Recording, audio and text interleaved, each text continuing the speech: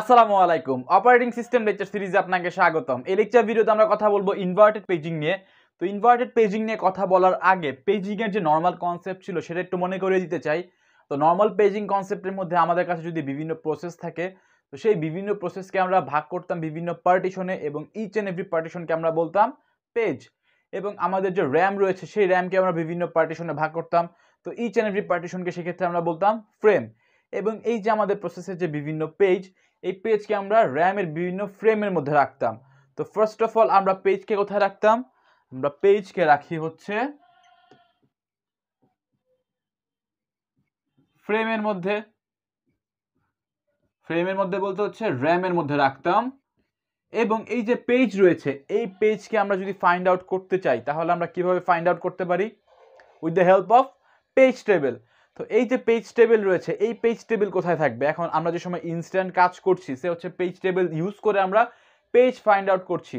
তো তখন সেই পেজ টেবিলকেও রাখতে হবে আমাদের র্যামের বিভিন্ন ফ্রেমের মধ্যে, কারণ আমরা তখন এটা মাউন্ট করে নিব, মাউন্ট করে নিয়ে তার উপরে আমরা কাজ করবো বা অপারেশন করব। তো সেই পেজ টেবিলগুলোকে আমাদের রাখতে হবে র্যামের ফ্রেমের মধ্যে। তো ফার্স্ট অফ অল আমরা পেজও রাখছি হচ্ছে র্যামের ফ্রেমের মধ্যে, এবং তার সাথে সাথে সাথে আমাদের পেজ টেবিল যেগুলো রয়েছে পেজ টেবিলকেও রাখছি আমাদের ফ্রেমের মধ্যে বা র্যামের মধ্যে। এখন আমাদের কাছে যতগুলো প্রসেস হবে সে হচ্ছে 10টা যদি আমাদের কাছে প্রসেস থাকে তাহলে 10টা প্রসেসের জন্য 10টা ডিফারেন্ট পেজ টেবিল লাগবে নর্মাল পেজিং কনসেপ্টের ক্ষেত্রে। তো এখানে আমরা 3টা নিয়েছি, আমরা ধরেছি আমাদের কাছে প্রসেস 3টা। তো 3টা প্রসেসের ক্ষেত্রে এই একটা পেজ টেবিল, এই একটা পেজ টেবিল, এই একটা পেজ টেবিল। তো আমরা জানি যে আমাদের পেজ টেবিলের মধ্যে কি থাকে? পেজ টেবিলের মধ্যে ইন্ডেক্স হিসেবে এই সাইডে থাকে হচ্ছে আমাদের পেজ নাম্বার।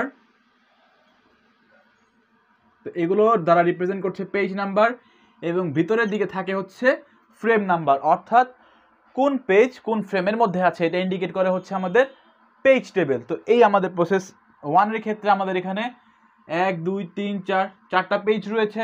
তো 4টা পেজের মধ্যে 0 নাম্বার পেজ আছে ফ্রেম নাম্বার 0-তে এবং 2 নাম্বার পেজ আছে ফ্রেম নাম্বার 2-তে। তো এভাবে বাকিগুলো ইন্ডিকেট করছে। তো এখন আমাদের যে র্যাম রয়েছে র্যামের সাইজ কিন্তু খুবই লিমিটেড। এখন র্যামের সাইজ খুবই লিমিটেড, এখন এর মধ্যে আমরা ফার্স্ট অফ অল তো এই বিভিন্ন পেজ রাখছি এর উপরে কাজ করার সময় পেজ টেবিলও রাখছি আমাদের ফ্রেমের মধ্যে বা র্যামের মধ্যে। তো কত কিছু আমরা র্যামের মধ্যে রাখবো বা র্যাম আর কতটুকু কোলাতে পারবে? তো র্যাম তো পেজও রাখবে, পেজ টেবিলও রাখবে। তো সব কিছু রাখতে রাখতে কিন্তু র্যামের স্পেস শেষ হয়ে যাবে। এই জন্য আমরা কি করি? এই জন্য হচ্ছে আমরা এই যে র্যামের যে আমরা এত যে স্পেস আমরা নিয়ে রাখছি এটা থেকে আমরা একটু রিলিফ দেই এই টেকনিক হিসাবে যে ইনভার্টেড পেজিং। এখানে আমরা কি করি? এইখানে আমাদের যে পেজ টেবিলগুলো রয়েছে এই পেজ টেবিলকে আমরা র্যামের মধ্যে রাখি না, অল দ্যাটটা আলাদা একটা স্পেসের মধ্যে রাখি। তো এখানে আমাদের মেইন যে কনসেপ্ট সেটা হচ্ছে আমাদের যে পেজ টেবিলগুলো রয়েছে যে বিভিন্ন প্রসেসের জন্য আলাদা আলাদা আলাদা আলাদা পেজ টেবিল। তো এখানে আমরা আলাদা আলাদা আলাদা আলাদা পেজ টেবিল নিয়ে কাজ করি না, আমরা এখানে একটা ওভারঅল একটা পেজ টেবিল বানাই। তো এই পেজ টেবিলকে আমরা বলি হচ্ছে গ্লোবাল পেজ টেবিল।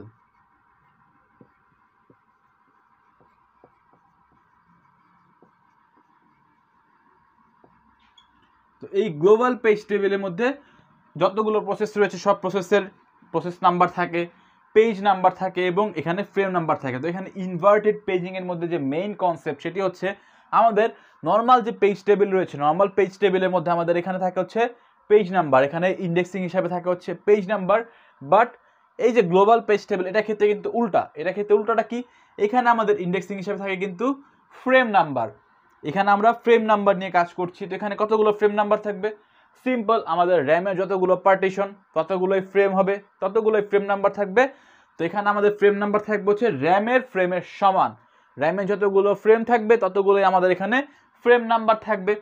তো এখানে আমাদের কি বোঝাচ্ছে? সে হচ্ছে এখানে ফ্রেম নাম্বার 0, অর্থাৎ আমাদের যে পেজ নাম্বার 0 প্রসেস 1-এর যে পেজ নাম্বার 0 সেটি আছে ফ্রেম নাম্বার 0-তে। তো এই টেবিলের ক্ষেত্রে এটা সেম রিপ্রেজেন্ট করছে, সে হচ্ছে প্রসেস 1-এর পেজ নাম্বার 0 আছে হচ্ছে ফ্রেম নাম্বার 0-তে। তো এইটা আমরা একসাথে একবারে রিপ্রেজেন্ট করছি যে প্রসেস 1-এর পেজ নাম্বার 0 আছে কোথায়? ফ্রেম নাম্বার 0-তে। তো ফ্রেম নাম্বার 0-তে, তো এটা আমরা একসাথে রিপ্রেজেন্ট করছি। তো এখানে পেজ নাম্বার 0 আছে হচ্ছে ফ্রেম নাম্বার 0-তে প্রসেস 1-এর, পেজ নাম্বার 1 আছে ফ্রেম নাম্বার 1-এ, পেজ নাম্বার 2 আছে ফ্রেম নাম্বার 2-তে, পেজ নাম্বার 1 আছে ফ্রেম নাম্বার 3-তে। তো এখানে আপনার একটু কনফিউশন লাগতে পারে যে এখানেও পেজ নাম্বার 1, এখানেও পেজ নাম্বার 1। তো এটা কেন হয়েছে? এখন ব্যাপার হচ্ছে কাহিনী, আমাদের যে প্রসেসগুলো রয়েছে P1 P2 P3, each and every প্রসেসের পেজ নাম্বার কিন্তু 0 1 2 3 0 1 2 3 0 1 2 3। তো এটা কিন্তু খুবই স্বাভাবিক যে আমাদের যে প্রসেস 2 রয়েছে, তো প্রসেস 2 এরও তো পেজ নাম্বার 1 আছে, এবং প্রসেস যে আমাদের এখানে 3 রয়েছে, প্রসেস 3 এরও পেজ নাম্বার 1 আছে। তো এই জন্য হচ্ছে আমাদের প্রসেস 3 এর যে পেজ নাম্বার 1 সেটি আছে কোথায়? ফ্রেম নাম্বার 3 তে। তো এই যে আমাদের প্রসেস 3 এর পেজ নাম্বার 1 আছে ফ্রেম নাম্বার 3 তে, এই জন্য এখানে একটা পেজ নাম্বার 1 এসেছে। দেন হচ্ছে এইখানে প্রসেস 2 এর পেজ নাম্বার 1 আছে ফ্রেম নাম্বার 1 এ, তো প্রসেস 2 এর পেজ নাম্বার 1 আছে হচ্ছে ফ্রেম নাম্বার 1 এ। তো এই জন্য আমাদের এখানে দুটো পেজ নাম্বার 1 এসেছে। তো এখানে কনফিউশন হওয়ার কোনো কারণ নেই, আমাদের কাছে বিভিন্ন প্রসেস রয়েছে, বিভিন্ন প্রসেসের ক্ষেত্রে পেজ নাম্বার 0 থেকে শুরু হচ্ছে আমাদের, তো multiple time same page number চলে আসতে পারে। এই জন্য হচ্ছে আমাদের পেজ নংয়ের পাশাপাশি আমরা প্রসেস নং দ্বারা আইডেন্টিফাই করতে পারি। তো এখন আমরা যদি ফাইন্ড আউট করতে চাই বা ম্যাপিং করতে চাই যে অ্যাকচুয়ালি আমাদের কোনটা ফিজিক্যাল অ্যাড্রেস এবং কোনটা লজিক্যাল অ্যাড্রেস, কীভাবে লজিক্যাল অ্যাড্রেস থেকে ফিজিক্যাল অ্যাড্রেসে কনভার্ট হবে, সে হচ্ছে এটা আমাদের সিপিইউ। তো সিপিইউ কোন একটি অ্যাড্রেস জেনারেট করেছে, তো সে অ্যাড্রেস জেনারেট করে কি? Logical address. তো এখন এই যে সে লজিক্যাল অ্যাড্রেস জেনারেট করবে, তো সেই লজিক্যাল অ্যাড্রেস আমরা কিভাবে ফাইন্ড আউট করব?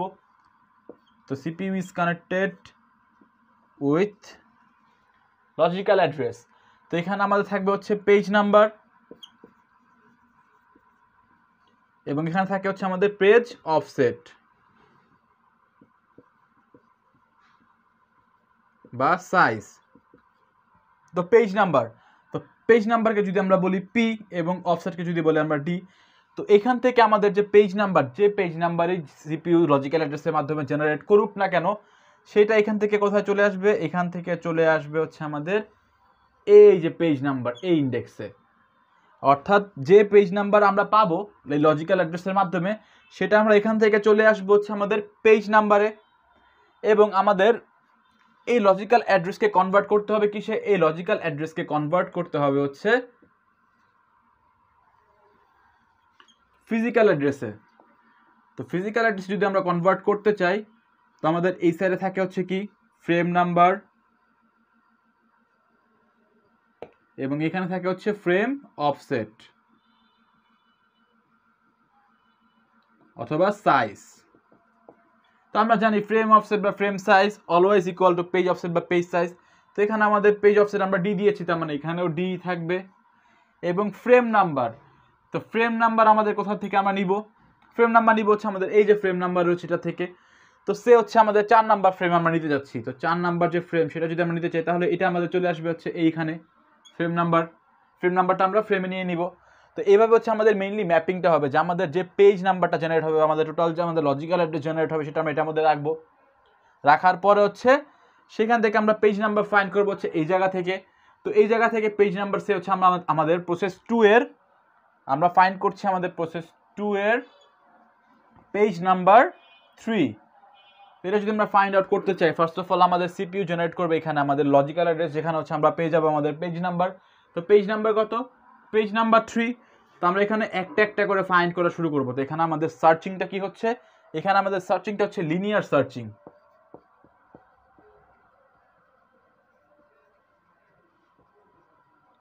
লিনিয়ার সার্চিং কেন বলছি আমরা? কারণ হচ্ছে আমরা একটা একটা করে সার্চ করছি, কারণ আমাদের চেক করতে হবে যে পেজ 3 প্রসেস 2 এর পেজ 3 কোন ফ্রেমে আছে। তো এটা আমাদের কি? প্রসেস পেজ 0 অফ প্রসেস 1, তো এটা আমাদের এখানে কোনো কাজই নেই। দেন হচ্ছে পেজ 1 অফ প্রসেস 2, এটা নিয়ে কোনো কাজ নেই। পেজ 2 অফ প্রসেস 1, এটা নিয়ে কোনো কাজ নেই। পেজ 1 অফ প্রসেস 3, এটা নিয়ে কোনো কাজ নেই। পেজ 3 অফ প্রসেস 2, এইটা নিয়ে আমাদের কাজ আছে। এটা আমাদের আছে কোথায়? ফ্রেম নাম্বার 4 এ। তো এটা আমরা কোথায় নিয়ে নেব? এই ফ্রেম নাম্বার চলে আসবে হচ্ছে আমাদের ফিজিক্যাল অ্যাড্রেসের ফ্রেম নাম্বারের এই জায়গায়, এবং পেজ অফসেট তো সেম টু সেম। তো এখান থেকে আমরা একটা আমাদের ফিজিক্যাল অ্যাড্রেস পেয়ে যাব। তো সেখান থেকে আমাদের যে মেইন মেমোরি রয়েছে বা র্যাম রয়েছে, সেখান থেকে আমরা ডেটা নিতে পারবো বা আমরা জানতে পারবো যে আমাদের কোন পেজ কোন ফ্রেমে রয়েছে। তো একদম সিম্পল কনসেপ্ট। তো এইখানে মেইন আমাদের যে পয়েন্ট, সেটা হচ্ছে আমাদের এই যে আমরা যে সার্চ করলাম যে আমাদের এই যে পেজ 3 প্রসেস 2 এর যে পেজ 3 রয়েছে, এটা কোথায় আছে, এটা আমরা কিভাবে সার্চ করছি? একটা করে দেখেছি, দেখার পর আমরা ফাইন্ড আউট করেছি। তো এটার ক্ষেত্রে আমাদের সার্চিং টাইম কিন্তু অনেক লাগবে। সার্চিং টাইম অনেক অনেক বেড়ে যাবে। কারণ কি? কারণ হচ্ছে আমরা আমাদের একটা একটা করে সব কিছু চেক আপ করছি, একটা একটা করে ফাইন্ড আউট করছি। তো এখানে আমাদের মেইনলি আমরা করতে চাচ্ছিলাম যে আমরা আমাদের র্যামের মেমোরি সেভ করতে চাচ্ছিলাম। এখন র্যামে যদি এত এত পেজ টেবিল রাখি, এত এত পেজ রাখি, তো র্যামের স্পেস ভরে যায় নর্মাল পেজিং কনসেপ্টের ক্ষেত্রে। তো আমরা করতে চাচ্ছিলাম যে আমাদের যে পেজ টেবিলগুলো রয়েছে সেই পেজ টেবিলগুলোকে আমরা একটা গ্লোবাল পেজ টেবিল বানাবো, সেখান থেকে আমরা কাজ করবো, আমাদের র্যামের স্পেস সেভ হয়ে যাবে। বাট এই কাজ করতে গিয়ে ঝামেলাটা কি হয়ে গেল? ঝামেলাটা হয়ে গেল আমাদের যদি কোনো পেজ ফাইন্ড আউট করতে যাওয়া হয় যে কোন ফ্রেমের মধ্যে রয়েছে, তাহলে আমাদের সার্চিং টাইম অনেক বেড়ে যায়। কারণ আমাদের এখানে লিনিয়ার সার্চিং নিয়ে কাজ হচ্ছে। তো এক হচ্ছে আমরা স্পেস কমাতে যাচ্ছি, বাট আমাদের সার্চিং টাইম বেড়ে যাচ্ছে, অর্থাৎ পারফরমেন্সের উপর এফেক্ট পড়ছে। এখন আপনি একটা কাজের জন্য যদি সার্চিং টাইম বেশি হয়, অর্থাৎ স্লো হয়ে যাবে, তার মানে আপনি বসেই থাকবেন, একটা কাজ হচ্ছে মানে একটা আপনি ফাইন্ড আউট করবেন, আপনি বসেই আছেন অনেকক্ষণ ধরে যে ফাইন্ড আউট হচ্ছেই, তো অবশ্যই আমাদের পারফরমেন্সের উপরে ইফেক্ট পড়বে। তো এই জন্য হচ্ছে এই যে ইনভার্টেড পেজিং, যেখানে হচ্ছে আমাদের ফ্রেম নাম্বার থাকে first of all, then page number, then process number, এভাবে আমরা সার্চ আউট করি। তো এইটার ক্ষেত্রে আমাদের সার্চিং টাইম যেহেতু বেশি লাগে, তো ফার্দার পরবর্তীতে এই মেথড ইনভার্টেড পেজিং এতটা পপুলারিটি পায়নি, ডিউ টু হচ্ছে সার্চিং টাইম মোর। তো আশা করি সব কিছু বুঝতে পেরেছেন। যদি আজকে লেকচার ভিডিও আপনার ভালো লেগে থাকে, অবশ্যই এবং অবশ্যই আমাদের ভিডিওতে লাইক দিবেন। আমাদের চ্যানেলটি যদি আপনার সাবস্ক্রাইব করা না থাকে, কাইন্ডলি সাবস্ক্রাইব করে নেবেন। তো ভালো থাকবেন, সুস্থ থাকবেন, এখানে বিদায় নিচ্ছি। আসসালামু আলাইকুম।